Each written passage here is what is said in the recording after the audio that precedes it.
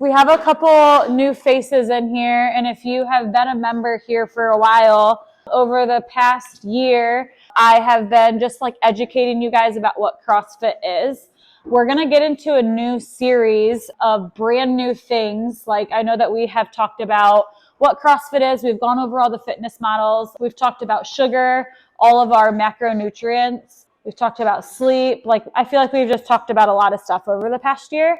But before we get into a whole new series, I just wanted to go back to the beginning of what CrossFit was, especially since we have new faces. So this might be repetitive for some of you, and you definitely might have heard this before, and that's okay. Sometimes it's good to hear things a couple times. So this week, I'm just going to explain what CrossFit is and how we create workouts. And on Thursday, we'll kind of go over, it will all kind of tie together, okay? So we follow 4 different fitness models in CrossFit, and I'm going to go over the first 3 today. So the first fitness model we follow are the 10 general physical preparedness skills, and they're all listed right here. Cardiovascular endurance, stamina, strength, flexibility, power, speed, coordination, agility, accuracy, and balance, okay? Throughout a course of a week or 2 weeks, we try to hit every single one of these. Okay, different skills.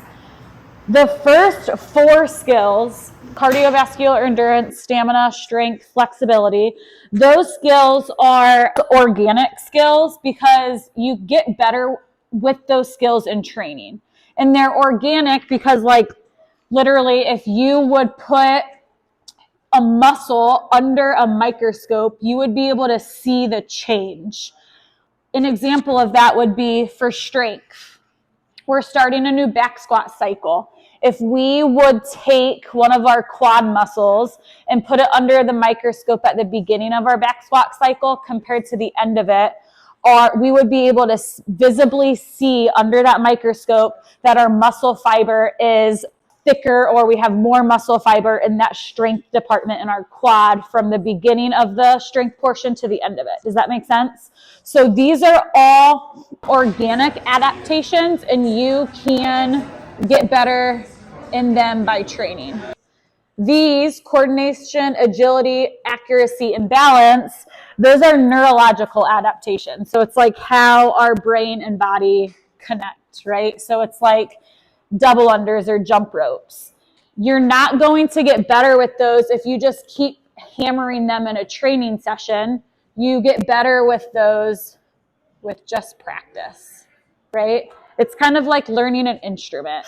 You just have to keep practicing and practicing and practicing to get better at that. It's the same idea, okay? Power and speed incorporate both training and practice to get better at, okay?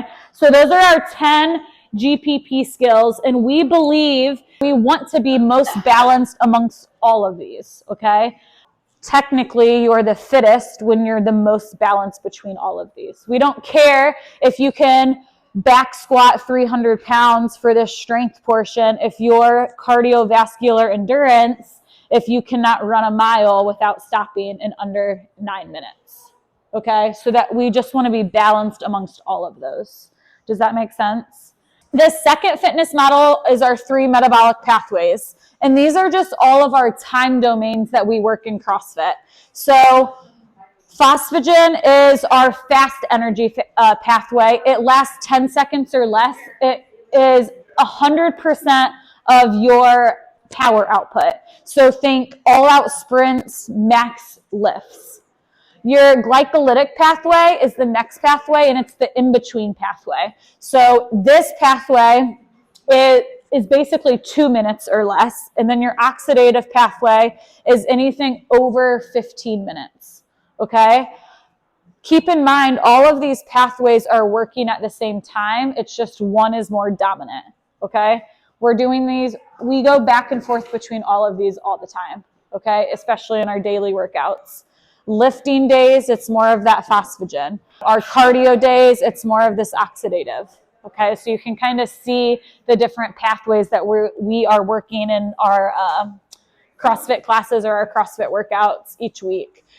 And then our last fitness model, well, not our last, our third one is called the hopper.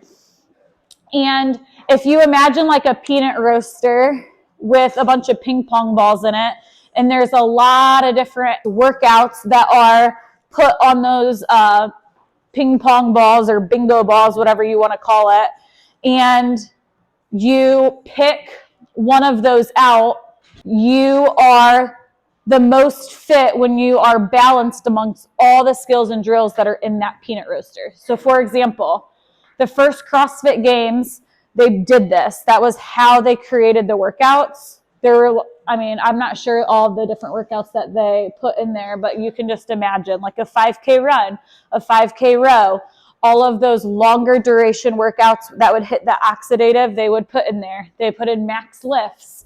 They would put in like Fran, different things like that. Whatever they pulled out, that's the workout that they did. We believe in CrossFit, you don't want to be the best at one thing. You want to be good at everything. Okay, so the Hopper model kind of explains that. It's important that all of our workouts are measurable, observable, and repeatable. So that is why we like to track all of our workouts in SugarWOD or in some type of tracking device. They're measurable. That's why all the coaches hold you to a standard, right? If you're not getting low enough in a squat, we're telling you, because if you're only doing half of a squat, that's not going to be measurable for the next time you do the workout, right? You're not comparing apples to apples. So I know that was super quick because there's a next class coming in, but those are our 3 fitness models. If you've been here before, you've heard of it. On Thursday, I'm going to go over fitness model number 4, and then I'm going to tie them all together on how we get our CrossFit definition. Do you guys have questions? Cool. Have a good day, guys.